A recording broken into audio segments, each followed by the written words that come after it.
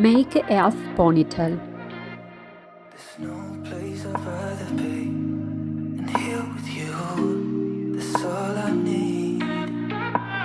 There's no one I'd rather see close to me. That's all Now divide the rest of the hair into two sections.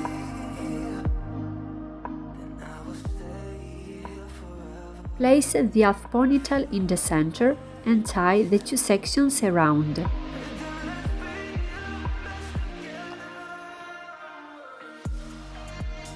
This gives more volume to the ponytail.